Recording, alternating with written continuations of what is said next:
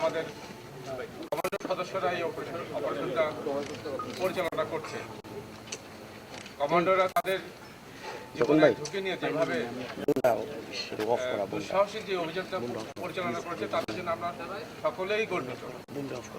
বিশেষ করে আপনারা সবাই তাদের জন্য গর্ববোধ করতে পারেন।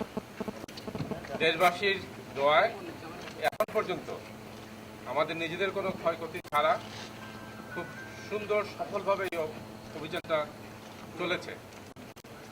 আজকেও আমরা তাদের বিভিন্ন পদ্ধতির মাধ্যমে দিনব্যাপী তাদের অভিযান পরিচালনা করেছে। তবে দিনের শেষের দিকে যে আমরা এই যে আতিয়া মহল যে বিল্ডিংটা আছে তার নিচতলার থেকে 4টা ডেড বডি পেয়েছি। আমাদের কাছে আগেই যে গোয়েন্দা তথ্য, বিশেষ করে পুলিশের গোয়েন্দা তথ্য যেটা পেয়েছিলাম, তাতে মোটামুটি তথ্য ছিল যে এখানে 4 জন আছে, জঙ্গি এখানে আছে, এবং এটাও ছিল যে 3 জন পুরুষ এবং 1 জন মহিলা। যে এই ডেড বডিগুলো পেয়েছি তার মধ্যে এটা মোটামুটি নিশ্চিত যে তাদের মধ্যে 3 জন মহিলা এবং 3 জন পুরুষ এবং 1 জন মহিলা। তবে আমরা 2টো ডেড বডি বের করে নিয়ে আসতে পারছি এবং এই 2টো ডেড বডি পুলিশের কাছে অলরেডি হ্যান্ডওভার করা হয়েছে। বাকি 2টো ডেড বডির মধ্যে এখনো সুইসাইডাল ভেস্ট লাগানো, এবং যেই অবস্থায় আছে তাদেরকে ওখান থেকে ওই অবস্থায় বের করাটা খুব ঝুঁকিপূর্ণ। এখন এই ডেড বডিগুলো কিভাবে আমরা বের করব সেটার জন্য আমরা পরিকল্পনা করছি এবং সেই অনুযায়ী আমরা ব্যবস্থা নিব। তবে সার্বিক যেই অবস্থাটা দেখলাম যে একটা রুমের মধ্যে একটা ডেড বডি পড়ে আছে, তার পাশেই ছড়ানো ছিটানো 4-5টা বিভিন্ন ধরনের আইডি, এক্সপ্লোসিভ ডিভাইস বিভিন্ন লাগানো রয়েছে, এবং পুরো বিল্ডিংটায় যেই পরিমাণ এক্সপ্লোসিভ আছে এগুলো যদি ফাটে বা এক্সপ্লোশন হয় হয়তো বিল্ডিংয়ের অংশবিশেষ ইভেন ধ্বংস হয়ে যেতে পারে। তো পুরো বিল্ডিংটার যে অবস্থায় আছে এটা বেশ ঝুঁকিপূর্ণ এবং সেই জন্যই খুব সতর্কতার সাথে এগোতে হচ্ছে। যেই 4 জন এখানে ছিল তারা মোটামুটি বেশ ওয়েল ট্রেন, এবং তাদেরকে খুঁজে বের করে এই যে নিষ্ক্রিয় করা হলো বা হত্যা করা হলো, এটা কিন্তু আমাদের জন্য, বিশেষ করে সেনাবাহিনীর জন্য একটা বিশাল বড় সফলতা আমি বলতে পারি। আমাদের অপারেশন এখনো চলমান আছে। এই অপারেশন আরো হয়তোবা কিছু সময় লাগতে পারে। আমাদের ঊর্ধ্বতন কর্মকর্তার নির্দেশ অনুযায়ী আমরা বাকিটুকু এগিয়ে যাব। এরপরে আমাদের অপারেশন আমাদের এখান থেকে যখন সমাপ্তি ঘোষণা করা হলে ক্রাইম সিন হিসাবে আমরা পুলিশের কাছে এই পুরো জায়গাটা হস্তান্তর করব এবং তারা তাদের নিয়ম অনুযায়ী বাকি কাজ এগিয়ে নেবে। আর মোটামুটি আজকে অপারেশনাল ডিটেলস এতটুকুই। আপনাদের যদি দু একটা প্রশ্ন থাকে আমি চাই যে এই 4 জনের মধ্যে লাশের মধ্যে শীর্ষস্থানীয় কোনো জঙ্গি আছে কিনা, এই নাম কি পাওয়া গেছে কিনা, এটা এখনই আমি নিশ্চিত করে বলতে পারছি না। সেই আইডেন্টিফিকেশন প্রসেস চলবে, সেটা পুলিশ, র্যাব তারা তাদের নমুনা সংগ্রহ করবে এবং তারপরে নিশ্চিত করে কে কি ছিল সেটা বলতে পারবে। সেইটা আমাদের যে তথ্য ছিল 4 জনের বিষয়ে আমরা জানতাম। 4টা ডেড বডি আমরা পেয়েছি, 3 জন পুরুষ 1 জন মহিলা। যতটুকু ধারণা হচ্ছে এখানে জীবিত আর কেউ নাই, তবে মানে কেউ হঠাৎ করে কেউ থেকেও যেতে পারে, সেটা বলা ডিফিকাল্ট।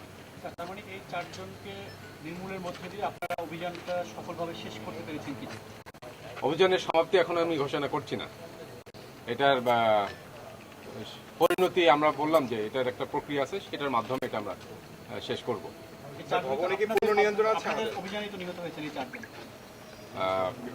সেটা তো অবশ্যই, তারা তো আর বললাম যে সুইসাইডাল ভেস্ট এখনো গায়ের মধ্যে লাগানো আছে। তো আমাদের অভিযানেই তো তারা নিহত হয়েছে। এটা শুরু থেকেই ছিল, এখনো আছে। আজকে আমরা ভিতর থেকে যে ডেড বডি বের করে নিয়ে এসেছি, এবং এটা কখনোই আমাদের নিয়ন্ত্রণের বাইরে যায় নাই। একটা কেউ তো এখান থেকে বেরোতে পারে না। যে দুটি ডেড বডি পুলিশের কাছে হস্তান্তর করা হয়েছে সে দুটি কি পুরুষের? দুটো ডেড বডি যতটুকু দিয়েছে সম্ভবত একজন পুরুষ একজন মহিলা। আচ্ছা, আপনি বলেছেন গতকাল দুজন মারা গেছেন, আজকে কি বাকি দুজন মারা গেছেন আপনাদের অভিযানে? গতকালকে আমরা দুটো ডেড বডি শনাক্ত করেছিলাম, বাকি দুটো আজকে পেয়েছি এবং অপারেশন প্রক্রিয়ার মধ্যে আমরা সেটা হয়েছে, বাট এক্সাক্ট টাইম বলাটা ডিফিকাল্ট। সর্বশেষ আমরা গোলাগুলি যখন শুনি তার আগে একটা বিস্ফোরণের শব্দ শুনেছি প্রচন্ড, তারপরে আগুন দেখেছি। এটা আসলে কিসের শব্দ ছিল এটা, আর ওরা কি ধরনের বিস্ফোরণ ঘটিয়েছে বিষয়টা যদি একটু বলতেন। সম্ভবত সুইসাইডাল বেস্ট এক্সপ্লোড করেছে, তার একটা শব্দ আজকে বড় শব্দ হয়েছে।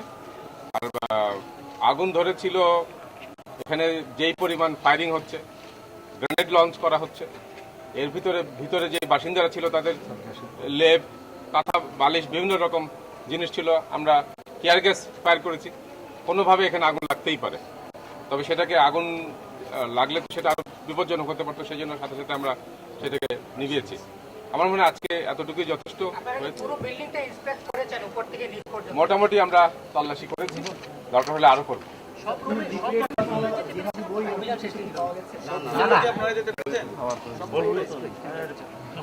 প্রতিটা ফ্লোর থেকে তো আমরা লোকজন বের করে নিয়ে আসলাম। আপনারা বলেছিলেন যে যারা ভেতরে ছিল এরা খুব ওয়েল ট্রেন্ড, সেই হিসেবে কি ধরনের বিস্ফোরক তারা শক্তিমত্তা সম্বন্ধে একটু ধারণা যেমন বলে যে একদম যেদের কলাপসেবল গেটটা, তার সামনে একটা বড় বালতির মধ্যে এক্সপ্লোসিভ ছিল, ওটা যখন ডেটোনেট করেছে পুরো ওই কলাপসেবল বেস্ট পুরো উড়ে এসে পাশের বিল্ডিং এসে পড়েছে। আমাদের ওইখানে 3-4 জন সদস্য ছিল, তারা একদম পুরো ছিটকে গেছে, আর পুরো বিল্ডিং কেঁপে উঠছে প্রথম দিনে যে এক্সপ্লোশনটা হয়েছে। তো এরকম এক্সপ্লোসিভ তো ভিতরে আরো থাকতে পারে।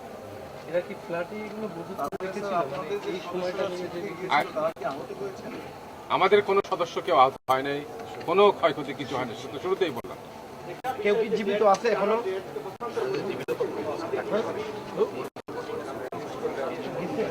আজকে এখন মনে হয় না সেই ছবি আমরা দিতে পারবো, সেটা আর একটু সময় লাগবে। তাদের সর্বশেষ প্রতিরোধটা কেমন ছিল, মানে কি দিয়ে তারা প্রতিরোধ করেছে? আজকেও দেখলাম অভিযান ছিল, এক্সপ্লোসিভ ফুটিয়েছে, গ্রেনেড লক করেছে, ফায়ার করেছে, স্মল আর্মস দিয়ে ফায়ার করেছে। এই তাদের যা ছিল সেগুলো তারা ব্যবহার করেছে। ভেতরে আর কোনো মৃতদেহ আই আছে থিঙ্ক কিনা? সবাইকে ধন্যবাদ।